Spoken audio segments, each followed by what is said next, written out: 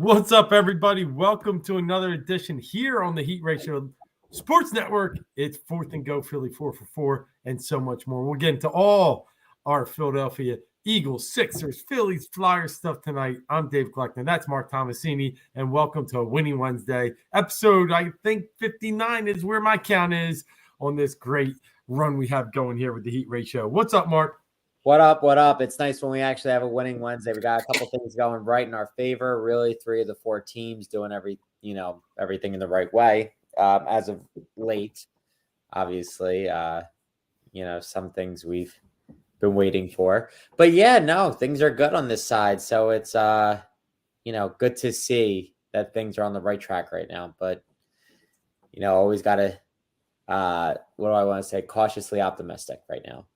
Yeah, exactly. I mean, but Phillies get the dub today, so that starts off the Winning Wednesday, and then we're going to roll that right into tomorrow night when the Sixers retake the court against the Brooklyn Nets up in Brooklyn with the change of venue. And we'll start there with the 76ers as they're off to a 2-0 start in their first round of the Eastern Conference quarterfinals, we'll call it, against their opponent, the Brooklyn Nets. And they've had 2 let's call them very different games so far this series. I went to Saturday's game, which was more of a, spread them out, let them rip, and win, with some margin, but really just shoot the lights out, right? It set some records for most threes ever made in a game for the Philadelphia 76ers. Then it was a little tougher battle on Monday, where they only had 39 points at half and had to really adjust and kind of fight and claw their way to that victory and more from a defensive standpoint in that game. So, but they got it done both ways, and they got it done by double digits both ways. And to this point, they've taken some of the Nets' best punches and still didn't flinch. So it's been a good start so far, and I'm very happy with where we're at right now. Yeah, I think the thing is, like, in the NBA playoffs, winning 2 different ways, always a good thing. Always a good thing when you can do that, because you're not going to win every game the same. It's never going to be like that. Good to see them shoot the lights out of the building. The Nets let them do that. They took advantage of it. Everybody was hitting on Saturday. Monday was a different story. Really, Embiid didn't have a great game. Harden didn't have a great game. Maxey stepped up huge. So you saw somebody else really take the lead role and step up when nobody else was doing it. And I think the one thing that you really see more than in any other sport, is that from game to game in a playoff series, you have the potential to play 7 games against a team. It's an adjustment. Each team makes adjustments each time. Usually it goes back and forth. Like the way the Sixers dominated on Saturday, you expect the Nets come back and kind of, try and offset what they did. They essentially did. Nets came out hot. Sixers didn't. But the Sixers, again, like I said, scratched and clawed, find their way, still won by 10 or so. So to me, it feels like you put it perfectly. They took the Nets' best punches so far. And the fact that they took them and they're still standing up 2-0, you can't be mad about it. Would I love to be have crushed them the other night? Of course, but again, in the NBA, it just doesn't work that way with a 7-game series. It doesn't. No. Hey, what's up, Cease? Yeah, rock and roll and talking Sixers first. Been seeing you check in this week. It's great. Guy Phil's dub today, so I know that all makes us happy. But listen, winning by 12 is still. I mean, I don't want to say it's a crush, but it was a very solid victory in game 2. And Embiid has been kind of had to adjust his game. And we saw this coming. And it's going to come, this isn't going to be the last team that runs double teams at him from every single angle. They have no answer for him, so they're running doubles, and they're making him more of a distributor, but also a rebounder. I mean, I think he had close to, 19 boards last game? Yeah. And he's been poking some fun at them in the press conferences. And rightfully so, that's fine, but he's got to be, he's got to find ways for his game to evolve. And he's doing it. I mean, there's still some turnovers I wish we could have back, but for the most part, he's finding an open man, and he is very happy watching his teammates sink the shots needed. So He's been good. Hasn't needed to be the scorer yet. Maxey has been fantastic. Exactly what we needed out of that guy that we're always like scratching our head. What do we do with him? Well, he's telling us what we do with him. And Tobias has been very good, I think, so far. So I think between those three, that's who's really kind of led the way. Harden, I don't know, man. It's been pretty ugly, in my opinion, the first two games. It has. I think the attrition of the season is catching up with him. Stop. It's 2 games. You're going to say the whole season? I'm saying the whole season, but we've kind of seen the last, week or so of the regular season kind of starting to see the downward trend. Hope he figures it out. Hope he gets it back together because they do need him, especially against Boston. I mean, they do need. I'm just saying it's 2 off games. I'm not. Right. I'm not. I wasn't. I don't know. You're saying that you think it's going to continue if you're saying it's the season wearing down on him. Well, I mean, it could. It all depends on how he moves forward. I mean, that's well, then it won't be the season wearing down on him. Like I don't know. Like my point being, with him, it's I think sometimes it's playoff hard, and that's really where I think we're at right now. I worry about that. I worry that's just a playoff thing because like he really was doing the right things throughout the season, and he was pressing the right buttons. But you even see his drives to the basket aren't even. They kind of look like last year. So they look bad. Nerve-wracking. He's not getting that jump. He's not getting that push off. He's not able to outmuscle and outbody people, and make efficient drives to the hole. Again, the first game, he was just on fire. He was making shots, but for 3, keep making shots, right? I mean, but you'll take. I mean, but you're gonna live and die by it. Yeah, no, I guess I'm just saying he's been a little bit disappointed, but Joe's been pumping him up in the press conference, saying, "Hey, we still need him. We still want him to be aggressive." And to think that we've already won the game so I can total 32 points with him being a little bit off, I think is actually a decent sign going forward. Sure. Looking at the bench has been pretty good so far too. Yep. Been pretty happy with play out of Melton. Even McDaniel coming in and getting his first taste of playoff action has been decent. Yang had a good game 1, bad game 2. But Paul Reed, he's been good. Paul, what is he? Paul Reed from the mud. Yeah, did you see his quote at the end of game 1? He goes, I do Paul Reed. He said something like Paul Reed doing Paul Reed things, get a couple dunks, get a couple boards, get a couple assists, like something. He was just like, that's what Paul Reed do. Yeah, I love it. That's like Ricky Henderson. Right. Yeah. But he's been good. Yeah. And see, to your point, I think we're all getting there. Yeah.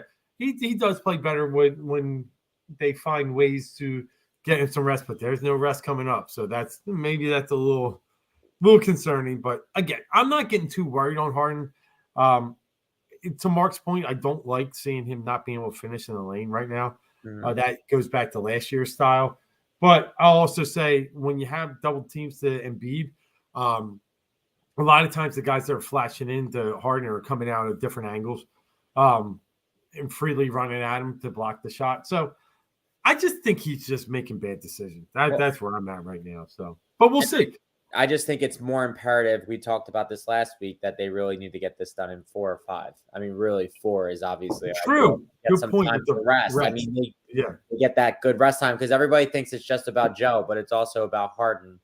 And obviously you don't like to have long layovers, but for a team like this with their 2 main guys needing to be, at their best due to rest, then you can afford to, have 5 days off, 5 to 7 days off, depending on how it works. I mean, look, the Boston Atlanta series probably isn't going to be much longer, if not even shorter.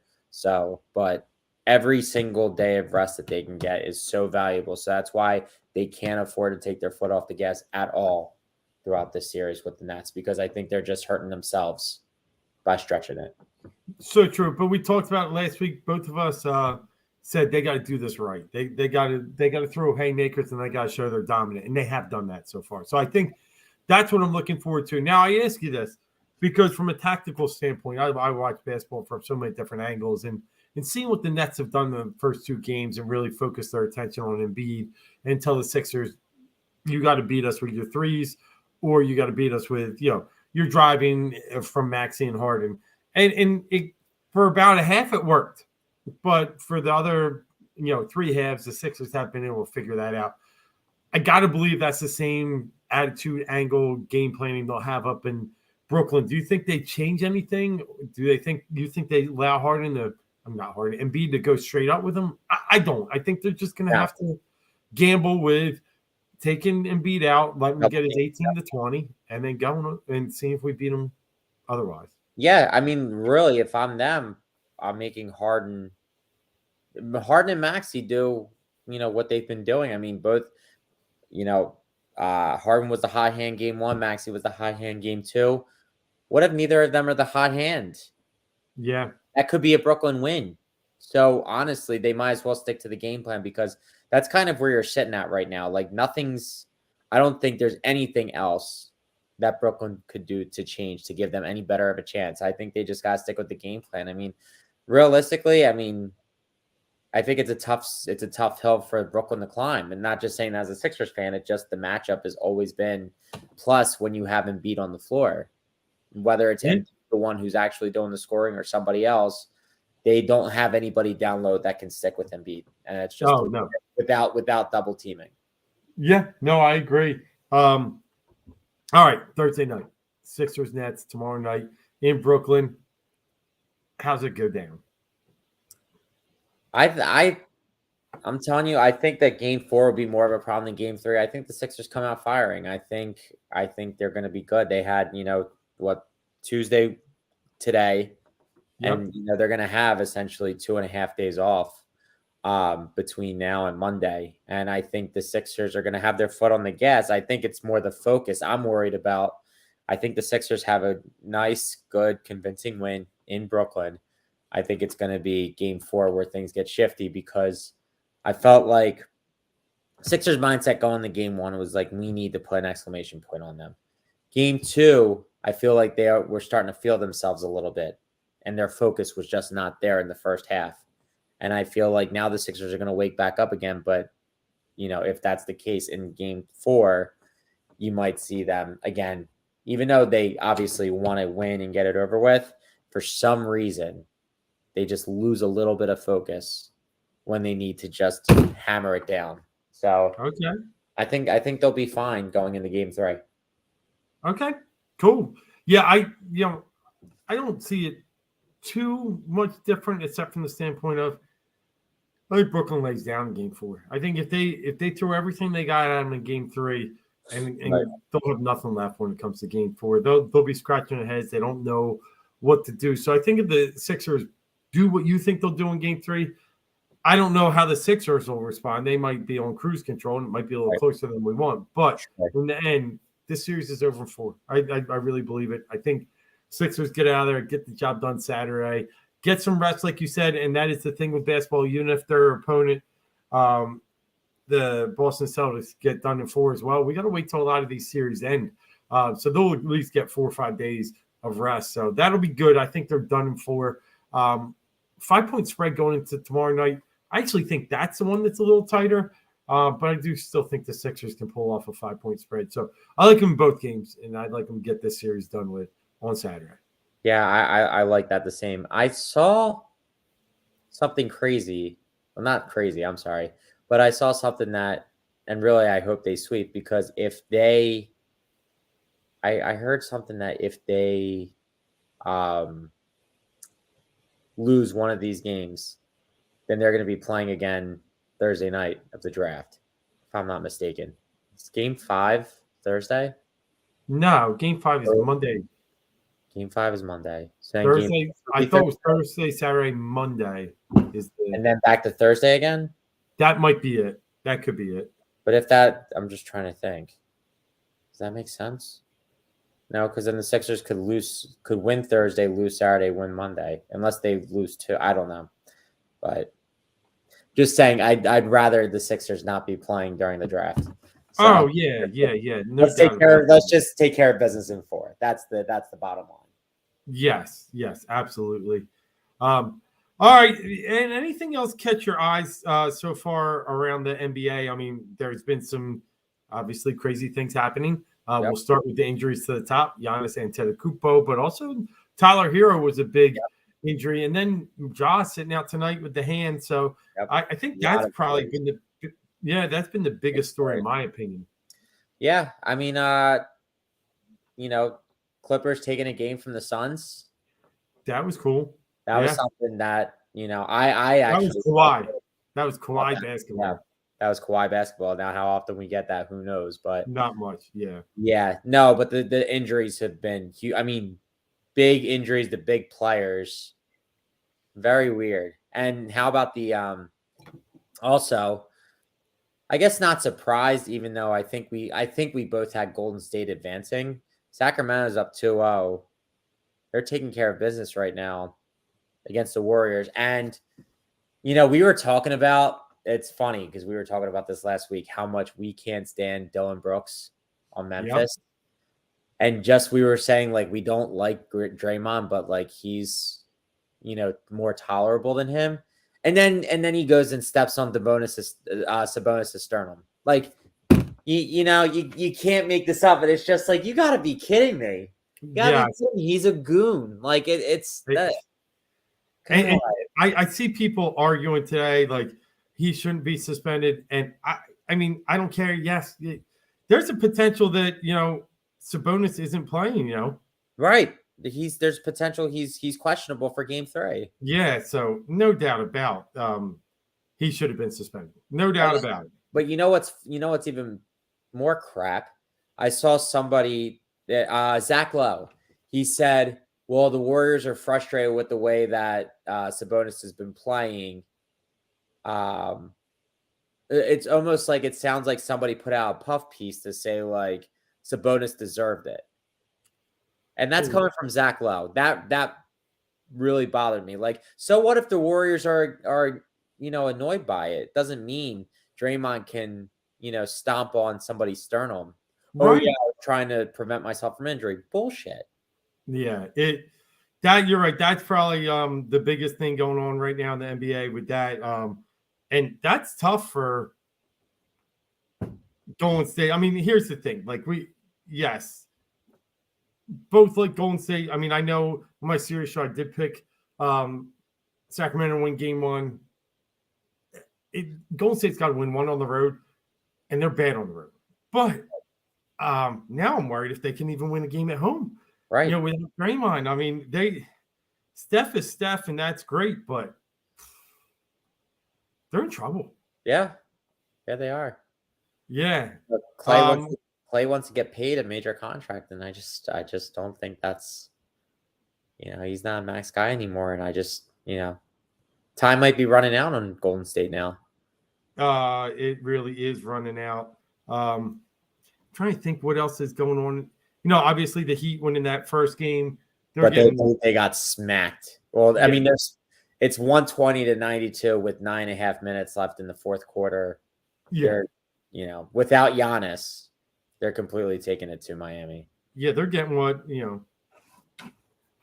got what they needed. They got one game, and that's kind of Jimmy won't be happy. Obviously, he's gonna, but they really did get what they came to Milwaukee to do. So, in a little bit of a way, I wish Milwaukee was on our side, but hey, we got whoever's going. We're going to get. The NBA doesn't reseed, so it is what it is, and we'll take if it's Boston, it's Boston. Yep. But it's been, the one good thing is it's been for me, a nice start to the NBA playoffs because the first rounds are usually kind of quiet and boring. But in this case, there's some really good matchups. Yeah. Yeah, it's actually been working out pretty well, I got to say. Very intriguing. Yeah, so a lot of good stuff forward coming ahead as far as the NBA playoffs go. But, we'll see what happens this weekend and see what the next opponent is. We'll be back on Wednesday to absolutely break that down and talk about. But with that said, let's move over to another sport in town here, and that's those Philadelphia Phillies. Sneaky, right? and when I say sneaky, I mean from a standpoint of ever since the opening series against the Texas Rangers, they pretty much played even. They're 8-8 since that series, 8-11 overall, 5-5 in the last 10. They lose 2 or 3, they win 2 or 3. They lose 2 or 3, they win 2 or 3. And that's what happened this road trip, losing 2 or 3. Cincinnati, then coming back, winning 2 or 3 in Chicago. It's still what we talked about last week, and we can get into it again. I'd love to talk about that, but they seem disconnected in several ways. And whatever it is, whether it's starting pitching to relief pitching to batting, they hit one game like yesterday. Look at the doubleheader, come out smacking around, get 7, then get like 1 hit in the nightcap, and then today they come back and start hitting again. They just can't piece it together yet, and they're going to need to start doing that soon because the schedule hasn't been that bad yet. No, that's the problem. That is the problem. So anyway, just getting your take on what since last week we've done what we've done all year, kind of just play the seesaw game. Yeah, and we're going to keep riding that seesaw. It's just interesting that they are where they are. Obviously, they didn't have a good series to start out against the Rangers, to begin the season, but you look at it and they're getting a lot of production from guys that we weren't sure if they were going to get that production from. On the offensive side, I mean, Bryson Stott, in what was it, game 2, he lost his hitting streak, his 17-game hitting streak to start the season. Great start by him. Obviously, great to see the maturity. He's batting .365 right now. Turner, you knew was going to be good. Castellanos, just a little below 300. Marsh batting well. Marsh is batting well. Yeah. Like the fact that you're getting all this production from these guys without, Harper and Hoskins, and you have Alvarado, who's been the best relief pitcher in baseball probably right now. But I mean, again, I mentioned it before. I think starting pitching has been our Achilles heel. I think that's, paid dividends or not paid dividends for them. It's been, hamstringing them. So it's just hard because you see so many guys batting well and you see some pitchers doing some good things, but the starting pitching really, and, inconsistency at the plate as well. It's just like, you look at like their batting averages and you would think if you're getting these batting averages from these guys, you would think they would be, 3-4 games over 500. But they're just not. Yeah. No, you're right. And you'd be surprised. I'm shocked. That's a great point. Did you even say the name Jake Cave yet? No. They got some decent production out of him. Yeah, I mean, he's batting 188 so far. Oh, is that what it is now? Like, he had a point where earlier in the season, he was, I feel like he's kind of fallen off. He had an 0-for-4 day today. So did Bone, but.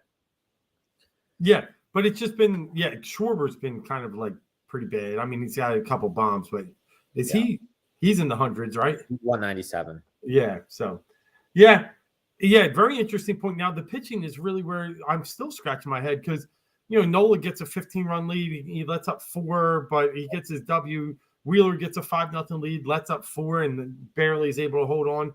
Yeah. Neither of them has pitched one good game yet, in my opinion. No. And Falter, I mean, I'll give him this. He let up a 3-run homer in the first inning and then shut it down for 6 straight innings. Like, he hasn't been the worst. Strom's been not so good. Right. But I wanted to get to the point of today. Taijuan Walker, I mean, he got through today and got a win. I just don't think he's been very good. He's 2 Ks today. He hasn't struck out much. If he's not going to rack up the strikeouts, he's a fly ball pitcher, and that's no good in CBP. No, so I've been mostly disappointed with him so far. Yeah, I mean, it's really been disappointing with everyone. I mean, in the rotation, it's just Strom's not a starting pitcher. Yeah, he's a relief, and he's pitcher. Not a fan of beer, which I don't like. Yeah, well, he technically makes sense. It does screw a lot of people, but he makes sense. It makes sense. To me, it doesn't. I like he's saying it keeps his family safe and stuff like that. Like, I mean, I don't know. Like, it's a little over dramatic, but yeah. Well, think about it. They still drink less. Like they. Right. I don't. You still only have 2.5 hours to consume what you have. Yeah, not that's the 3.5. Even if you cut it off in the 7th, that was cutting it off at probably 2:40. Sure. Like, I don't know. Back then. Yeah, you're right. Yeah. You're right. But yeah, no. Your point about Taijuan Walker, it's we saw him pitching in the World Baseball Classic, and he looked lights out. His stuff was great. He was striking out guys left and right, playing against some of the world's best players, and we haven't seen that guy yet. And that's what we brought him in for. We brought him in to be that potentially third pitcher. Now, I saw some good news today. Suarez has been pitching assignment ball. He looks like he's getting closer. He's, a couple weeks away, hopefully sooner than later, maybe 2 weeks. He's actually pitching against Bryce. So again, good to see both of those guys rehabbing, working. That would be, hopefully, as long as he's okay, that would be a big boost for us. I think that would change things if you can get a healthy Ranger Suarez. I think it would maybe even out the starting pitching, and I think everybody would feed off of that, even though they don't connect to each other. I think just having a new guy in there, a good guy that has been, because he was a playoff anchor last year. No, I agree. See, we talked about this a little bit last week, but I mean, I'm still at the same place, but we will also talk Bryce from this perspective too. After I finish answering the question you had, love it. I think it's a great idea because of him playing first. Just because, listen, you're going to need some productivity out first base somehow, some way. Whether it's keeping Bohm there and playing Harrison Moore at third, okay. But really, if you can put Harper at first and more Bohm at third and still get a good outfield mix, I like it. And then you'll get a quick feel of, can he really play first? Sure. And if he can't, then you go out and trade. Right. The other point I think Mark and I made and why we like First the most is because he's connected to the team. We'll be able to talk to the pitchers, talk to the infielders, talk to the runners. He'll, be that vocal leader that I do know he likes to be, but from the quieter perspective. So I do think him just being in the infield, in the playing field, I think gives that presence, and I think really is a boon for this team. He's not a one-trick pony. He's not a decoy anymore. He is actually a part of the full squad. Like, that's the type of guy that he is. Yes. In the American League, you got your, Tino Martinez's when they got towards the end, Edgar Martinez, like all these guys that were just known for being at DH. Like, that's not Harper. Harper's not a guy who's like, hey, yeah, I'm excited to play DH. No, he wants to be on the field every single second, every single play. And I think that would be good for his morale, but and his psyche. But if it doesn't work, then he goes back to being DH, and they make a trade for CJ Cron or whatever it is. Yeah. So, they make it work, because here's the thing: you gotta look at the options. You don't have a first base option. Are you going to be? Is there anybody who's going to be a free agent come next year that is, worthy? Because we don't really have anyone in the pipeline. So maybe you do make a trade. You just don't want to get desperate now and do it and say, like, you have to force this guy into being a cornerstone, depending on the type of contract he has. But, you give yourself the option. But yeah, let's see what we have first before we, go and pull the panic button. Yeah, no, I like it. And I totally agree. It works if you get him in there earlier than later. Like, start getting it going. Now, the other news that we wanted to talk about real quick is that this Harper timeline keeps creeping more and more to the left. And I think that's been really interesting to talk about because, they don't want to put a stamp on it. And I get it. Yeah. You don't want to either. They're not handcuffing themselves anymore. But, man, there's even thoughts jump around people's head of Memorial Day now. When we heard All-Star break all along, which for everybody's take is early July. And now we're talking end of May. If we get a Harper back 6 weeks earlier than expected, man, that is just going to be some really good news for this team. And it's nice that he's around the team. And like you said, with Suarez pitching down, he was actually pitching batting practice, I think, to Harper a little bit. Or there was some connection there. They had, they were going against each other. Yeah. So, we need that. We need some good Painter news eventually. And I'll start feeling a little better about all this because in the end, losing Reese, losing, Hall, and then having these guys dinged up too, it's a big thing to overcome. But if they can get it all right and nice and patched back together by the end of May, I'll be excited because that's when we made this run last year anyway. Right. Exactly. End of the season. Or not end of May. Again, 22 and 29 when they fired Girardi. and everything changed from them, and they went on. I don't know if we'll see as crazy of runs, but I think we'll see consistent play once they finally get themselves into a groove. They're hungover. They're still working through it. They're still sorting out the kinks. They're still adjusting to new players. There's a lot of different things going on, and I think they're going to be. I'm really not panicked at all. I want to see more consistent play, of course, but I'm not panicked in the least. Yeah, no, I agree. So Philadelphia Phillies coming back home for a little stretch here. I think they got a 4-gamer with the Rockies coming up here. So they don't get many days off early here. It looks like, they start tomorrow with the Rockies. So it's Rockies for 4. Then the Mariners sweep into town. They have Monday off, and just got swept by the Brewers, so that's going to be. Yep. So. And then the big one next weekend, they go to the Houston Astros for a rematch of the World Series. So, and the Astros, you can talk about the Phillies 8-11. The Astros 9-10 probably even sits a little worse over there in Houston. So, sure, yeah, it's gonna be some good stuff over the next 10 days here, 10 games with the Rockies, Mariners, and the Astros, all kind of West Coast teams, we'll call them, but with the Astros residing in the AL West. So, I'm just looking. And then they got the Dodgers, Red Sox, Blue Jays. So we don't see the division much anymore. I mean, it always we haven't seen the Braves or Mets yet. Last year we had played the Mets like 12 times by the middle of May. Right. That's the thing. That was the rough part of their schedule to start the year. And some people were saying, oh, well, you guys got rid of Girardi, and they played a bunch of tough teams. Doesn't matter. They lost games that they should have won back then. And it, just think of what they could have been.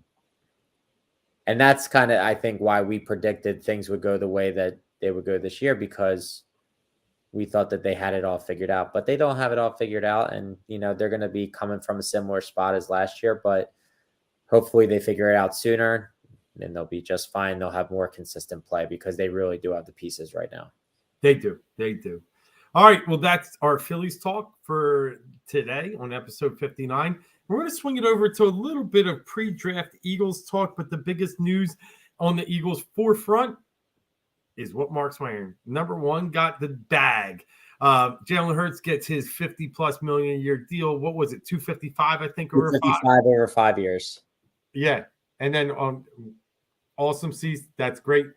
Rockies should be a fun time Saturday. But yeah, here's what I tweeted out real fast. I think we can all agree on this, but to get your point, I think the biggest piece of happiness I have from this whole, we knew 50 mil was coming. I don't care. I trust what Roseman's doing. I know he's the highest paid player in football, but guess what? The cap keeps going up. Mm-hmm. It'll be fine. We'll make that work. But they get it done in a period that one is right before the draft. Sure. So, now they kind of know what they're going to do. If they want to keep their picks, they want to move some things around. Now, I think it's important for this reason. They're going to have to live with cheap salaries now. With Hurts being, paid so well. I think that leads to more potential of them keeping their 2 first-round picks this year. We'll see. Maybe they move 1 for 2 twos, but I think they probably try and stay in this draft as much as they can. And for this reason also, next year they're going to get a ton of compensatory picks for all these free agents they lost. I mean, some people are predicting maybe like 8 to 10. So I think they can really stay close this year to those first 2 picks. And then secondly, they do it in the sense that they take care of their own. And we've learned this from Baltimore's, mishandling of the Lamar Jackson situation. Right. He's going to get paid, and we're going to move on and start building this team. And we're going to do it quietly, and we're just going to move on. No big press conference, nothing else. So I really like when they did it and how they did it. Yeah, and you know what? They did it first. Out of the whole, this was Burrow yet, right? Yeah, they had a big class. They were in the same draft in the 2020 draft. Herbert, Burrow going 1, Herbert going 5. Tua. Yeah, I'm trying to think what did they do? They picked up Tua's 5th-year option, right? Yeah, they just recently. I think the Dolphins just recently picked up his 5th-year option. there was talks that he was considering retiring just because of all the head injuries that he's been going through. So that wasn't a thing. But really, Herbert and Burrow were the biggest ones. You dealt with Jones and Lamar Jackson. Lamar Jackson's still out there. It's funny. I know Lamar wants his fully guaranteed contract. His MVP season was a couple of years ago, and he wants a Deshaun Watson contract, and we know that was a mistake, and everybody knows that was a mistake, and he's hurting himself a little bit. Now I think he eventually ends up getting a higher pay than Hurts. I think that's just what's going to happen. Baltimore's going to be stuck to it. I think they're both kind of at an impasse right now. This is a very hard place to be in. So even if they get it done, and it kind of alludes to the point that you were saying, that relationship's going to be frayed a little bit. Hurts, Eagles, everyone's happy. Yes. Everyone's happy. It does help because, like you said, they now go into this draft knowing what they have to do. They don't have to worry about moving any more salaries or doing anything. Like, I saw that they actually restructured Mailata today, so they opened up some more money. They restructured him in 24 and 25. So they're able, now that there's no more question mark over what they're going to do. Everyone's, how much money are we going to have to allot to him? And then what's even crazier are his salary cap hits the first 4 years of the deal. His salary cap hit this year is $6 million. And they've opened up a decent amount of money. So that they're not done. Like, there's what is there? Like, I guess, they have the 10th pick. So if they stay there, they probably do have to dole out, 12 to 18, I guess, this year, depending on how, maybe less because they don't have as many picks as they usually do. So they still have some money. And then, and then in year 2, it's like 13 million. Then it's 21. Then it's 31. Yeah. Oh, it's beautiful. They put a lot of they actually front load a lot of the money and made it work. And the signing bonuses don't count against your cap. So so it's 6 mil 2023, 13 in 2024, 21 in 25, 31 in 26. Yep. Where Daniel Jones is getting 21 against the cap. Then it's 45, 40, and 56. Yep. They figured it out. I don't understand how people haven't scoped out Howie to figure out how he's making it work like that. Like the Giants, they're with a worse quarterback, are paying him more money against their cap. So if you decide to move off of him, you're hosed. And the good thing about this is there's no trade clause, so it means they're kind of married to each other, and it's a good place to be in because with Hurts and everything that he's gone through, he knows we want him. There's none of this Carson Wentz. Well, hopefully, it shows there's really none of this Carson Wentz stuff. Like, they brought somebody in, because I think if they brought somebody Hurts is going to be like, all right, I'm going to take care of this. Like, it's not. Just off my back. I'm the starting quarterback. I'm going to make this work. Like, I'm not going to be looking over my shoulder. I'm just going to, keep moving on. No, I agree. All those reasons. That's why I brought those points of timing and the way they did it. I think we're both just beautiful, additions to how the franchise is being well run in these past 5 to 7 years. So, speaking of that, first question about the draft. I'll start off with this. I think at the 10th pick, I'm still thinking if they keep it, that they're going to try and they would go offensive line there in Skoronski. I think if for some reason that they see some value a little deeper in the first round, that they'll go defense. So, there's only one way. I shouldn't say one way, but there's one player that I know they'll pick above all others, and that's the kid out of Georgia. But and then I don't think he drops to 10. I think I'm leaning they go Skoronski at 10. So I'd say offensive side at 10. And then if they do that at 10, I didn't get 30, they go D. I'd be looking at DN. You could see them slide into the defensive backfield as well. But what's your thoughts, Mark? It's tough. Honestly, I know I went through this last week, but I feel like there's a multitude of ways that they could go about this. I do kind of believe, and I'll be honest, it's not a sexy pick if they go Skoronski. I think that's a possibility. Maybe it's not sexy, but Lane Train's you got to have a solution to that eventually. I know. So here's my issue with that. And it's not the most logical issue, but it has some merit to it. But you have this, I mean, it's tough too, because the player that I'm looking at in this situation, which again, it really doesn't make sense. Like it doesn't, is Bijan Robinson. I Not know. like I like the potential of what he could be. Like I said, I wish we were picking at like 18 because it would make me, or like 16, it would make me feel a lot better with taking him there than at 10, obviously. But he could be the piece that changes the offense. When you have a guy like Jalen Hurts who relied on his legs so much and put himself into injury's way, a really good running back with the potential of Bijan Robinson takes pressure off of Jalen. It gives him more time. Kenny you and I, we talk about over and over again. We love Kenny Gainwell. Kenny Gainwell's not a number one back. I really don't think he is. I don't think he's ever going to be. There's nobody in our backfield right now. Rashad Penny, it's like he's good when he's healthy. He's not healthy all the time. He's short in stature, low center of gravity, but he really can't take a full season's workload. Boston Scott, he's not a real threat. And Trey Sermon. I mean, that's what we're looking at right now. Nobody in our backfield really scares defenses. You get a guy like Bijan Robinson, if he can be the guy that, is say Quan Light or whatever, then I think it does make a difference to this offense. I think it takes pressure off of Jalen Hurts.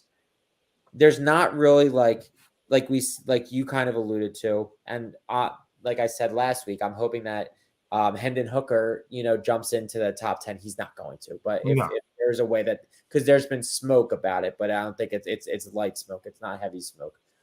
About if he gets in there now, that's 5 spots, and then there's a couple of defensive players who really fit the mold that would be worth taking there. At 10, that could just fall into the lap. I don't see the Eagles trading up. I don't think they have a lot of capital to trade up. But the other thing that I can see, but you weren't saying Eagles for Hendon Hooker. You're just saying that. No.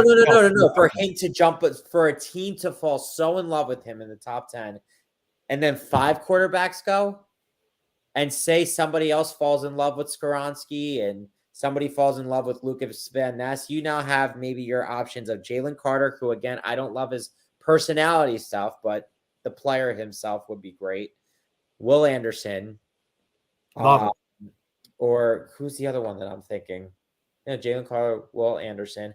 Obviously, you got the cornerbacks, but I don't think they go cornerbacks unless they, want to go that route, which, again, I wouldn't be mad about either. But so many different options. But there's no wide receivers that are in there, and they don't really need a wide receiver at this point. So it's just like it's great to have the 10th pick, but it's really not the most ideal year to have the 10th pick either. Looking at it, but that's what my whole summation of my dissertation as to why I would take Bijan here is you have a chance to put the very best offense, and you only really get 5 years of Bijan, but you have a chance to support Jalen because it's more than just him being a good running back. He takes pressure off of Jalen. You have the chance to have an amazing offense for the next 2 or 3 years in an offensive league. I'm telling you, it changes the way that this offense looks if you have a guy like Bijan Robinson in there. No, I get it. And you got to think of it that way. But again, I know the value doesn't fit there. Yeah, and listen, I love the kid. I think he would be great for this team. I'm just not big on running backs. I know. And that's just where I am right now. I think you can really – are you really going to give that guy 20-plus carries a game? I agree. I don't think so, but it maybe could change the way that the Eagles go about. Because you think about it, with as much as they changed running backs, even with Miles Sanders in there, they did so many different things with running backs, and the running backs were involved.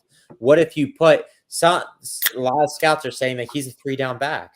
No, I get it, but you got all these other backs. It's just not the way their offense is built. I know. If it was a different, but maybe you change the offense, you have a guy that can be the guy. I know, but maybe you don't have to do that much changing if he can do it all. If he can catch out of the backfield and he can run up the gut and do different things, and he can be a playmaker as a running back, it does change your offense. Listen, I tell you, I like Bijan. I really do. I really, really do.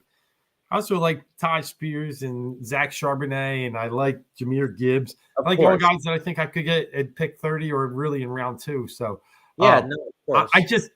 I can't get on picking a running back at 10. I just can't. And listen, Tony, my brother, is with you. He's like, it's all Bijan all day at 10. And I'm hearing you. I hear you guys, and I respect both your opinions. I just can't get there. It's tough for me because before they re-signed Slay, it was Christian Gonzalez, Devin Witherspoon, or Joey Porter Jr. And that was it. I was good. I was happy with any of those cornerbacks.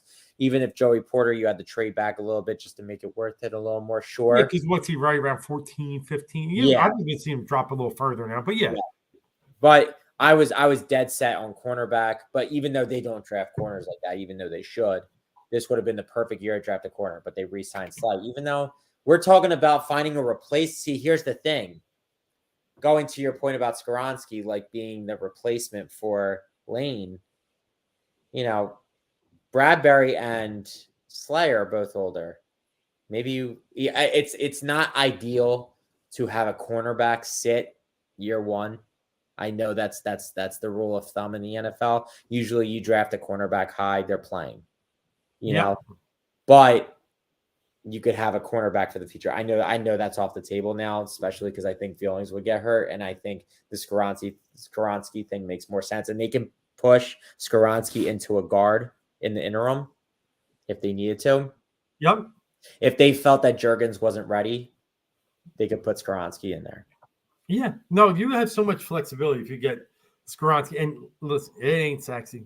I get it. But the good news is we don't need to be sexy right now. Like I was preaching for Devontae Smith. I was preaching for offensive firepower the year that, obviously we got Jalen Reagor instead of Justin Jefferson. But then the next year, yes. And then it's A.J. Brown.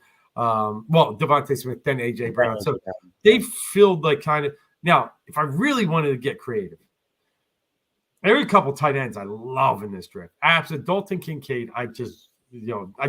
he's just great. I think they could do so many things. Guy out of Utah. And then there's a couple others. There's a kid out of where is it? It'll come to me in a second. That never got any run, but looks like it's just a great target. I love the two tight end look again. Mm-hmm. Like when they had the Ertz and Goddard package. So you could get me rolling on maybe late in the first round if they keep that pick going tight end if they went defense early. But yeah, we'll see. We'll see. I know next week we're going to sit down and we're going to pencil in who we think is going to go throughout the first round. And, I think if the Eagles do make a trade, I feel like it'll be a draft day trade. I don't think I see them making any moves before draft day. I agree with you. I think they're more going to weigh their options out. Like, I think they knew last year with the Saints, like or whenever, was that? Yeah, last year. Yes. That's why we're at 10. Right. They knew they saw something that, Saints came to them however that worked. What do we have? We have like 16 and 18 and we give them 16, I think. It was something like that. Yeah, we went back and we went back to 19 and then we got their first this year. Yeah. But I think the thing with that, what was I going to say with that? I think the Saints kind of came to them with that and they were just like, yeah, we know we got a good thing right here. Let's just take it. Let's run with this. Let's do it. This year, I don't think it's that kind of draft. I think everybody's still trying to figure out where they belong at this point. I mean, you got a lot of movement, seeing what happens with the quarterbacks and how that works. I don't think there's as much knowledge of what's going on yet. So I think it's going to be a lot of draft day trades. So I'm a big card collector, but I really didn't do much with last year's draft because it was shitty. Let's just be honest. Like, quarterbacks rule the roost. And, the year before that with T-Law, say what you want about Zach Wilson, but at the time he was a top prospect. Trey Lance, again, who knows? But Fields is looking like he's coming through a little bit. That was a decent quarterback class. This one this year looks like it could be one of the best since the Burrow Hurts one. And I'll be all in on it. I do think, we're seeing 4 in the top, 5 maybe. It really depends, who trades up and wants to move around there. But Young, Stroud, Levis, and I think Richardson's going. I think he's going. I think somebody's going to fall in love with his potential. Yeah, and I like his character and his personality. I hate his accuracy, but that's at times that's what you can fix. But to me, that's really what. Remember, we said that about Hurts too. Yeah, I agree. I was more worried. I did. I was worried about his accuracy. Right. For me, I was a little worried, but I didn't know if he could make all the throws, and last year he could. So something, and usually I don't think that stuff grows on trees. I mean, that stuff you can really gain in the weight room, but yeah, they figured it out with him. Yeah, but we'll see. Guys. Yeah, and Richardson is like a kind of like Hurts like mock-up, so it's maybe tad bigger, obviously, but that's probably what they're looking for, and the next Hurts now that he's kind of paved his own way. But yeah, it's real intriguing if Hooker finds the hard part with Hooker is he's Kenny Pickett +1 almost. I think maybe they were both about the same age, but 24 I think he is coming into this, and that means you got to be ready to start him now or next year. Right. So the one team that it kind of made sense to me was Seattle. You gave Geno this nice deal that he earned, but it was really, in a way, they could get out of it after 1 year if they needed to. I don't know how he fits on. I mean, what teams really need quarterbacks now? Let's do this exercise real fast. Sure, the Jets, right? But it's still going to happen. Aaron Rodgers. Yeah, it's just when. It's not. It's more not if, it's when. Oh, I heard some people saying there's an if problem now. Yeah. But because the Jets just aren't going to give what the Packers want. Right. But we'll see. Okay, but let's cross them off for now.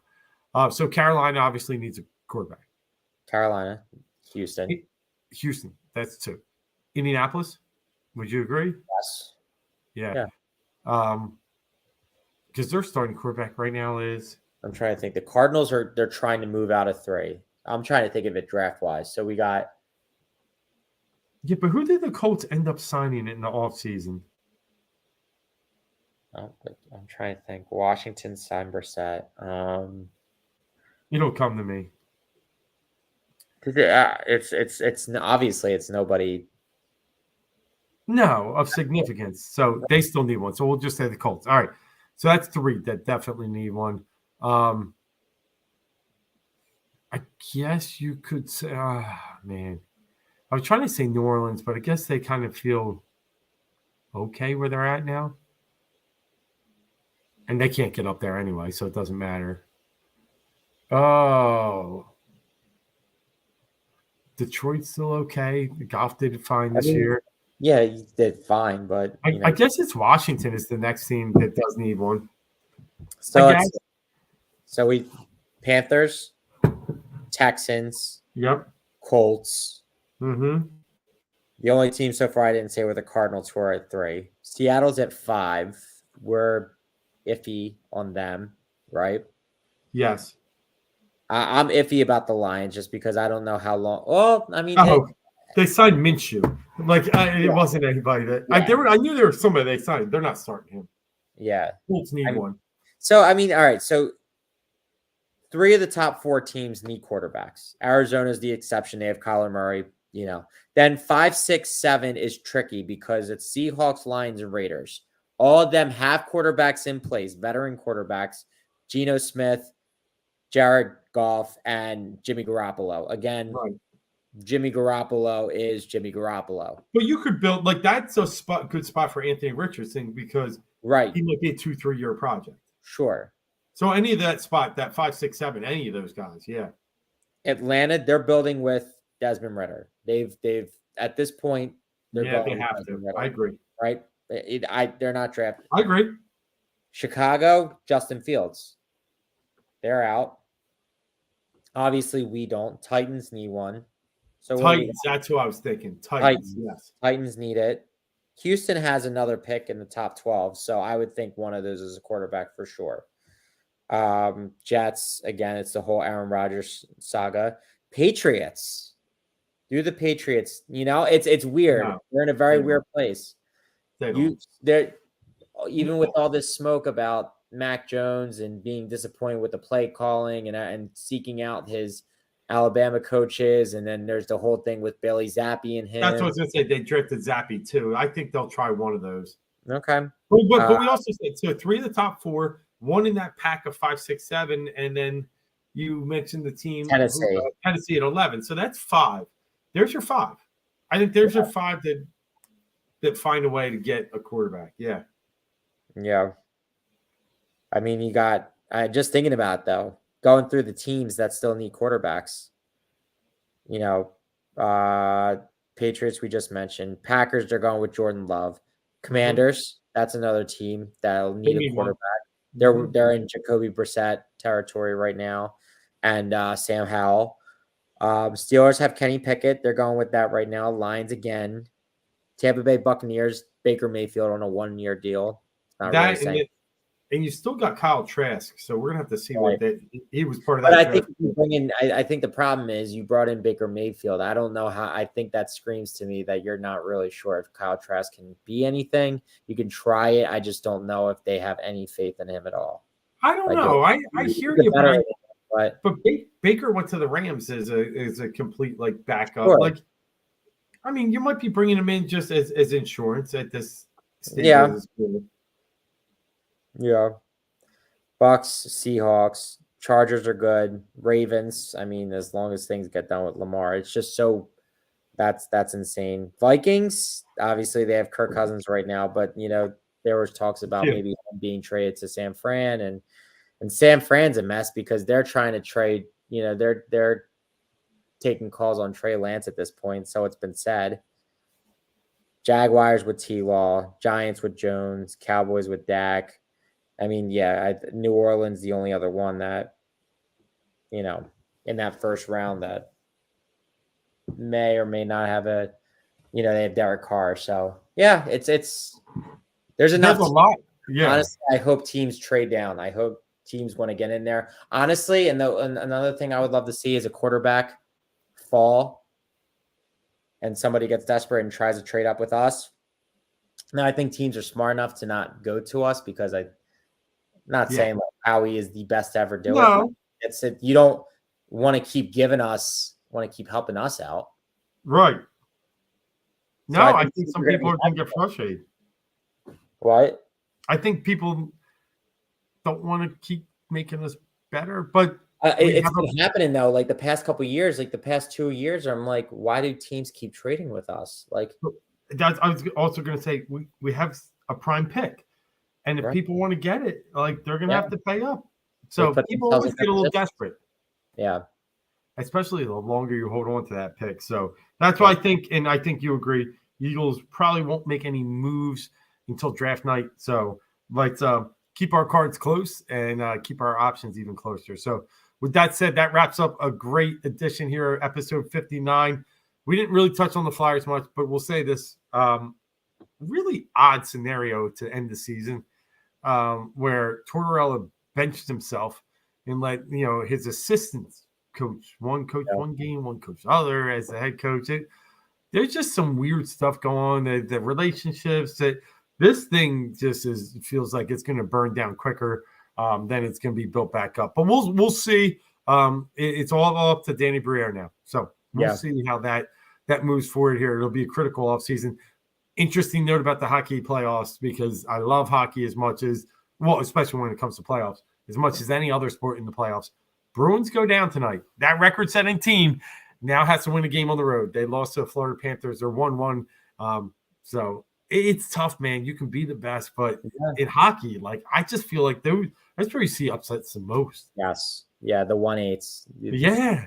It's a physical sport that really can grind you down. But anyway, with that said, we'll be back next Wednesday. We're not going to touch the draft on Thursday. We're coming Wednesday to talk about the draft, the Phillies, the Sixers, hopefully previewing the Boston Celtics series, and so much more. Thanks for tuning in tonight. Thanks for everybody for checking in. Saw a lot of other eyes getting on here, and we appreciate it. Hit that like button if you're following, if you're watching. Really helps us out. And with that said, I'm Dave. That's Mark. As always, D. Gleck at Twitter, Philly Sports Source at Twitter for Mark. Follow us. We're always out there trying to engage with people and really just bringing the Philly voice, as you guys all have, to the airwaves. You got anything else, Mark? I was going to say the only way that the Flyer situation gets fixed is if the NHL wants Bedard to come to Philly and they break it up so we get number 1. That's the only way that the Flyers situation gets fixed anytime soon. And I've seen that happen before. So I don't even want to say. Yeah. I've seen that happen before, I feel like. So I don't want to say. But, yeah, I think they could make it happen if they wanted to. They don't need that guy going out. They don't need him going to Columbus. Right. Anyway, with that said, that wraps it up. Till next week, we are Dave, Mark, Philly, 4th and Go. See you later.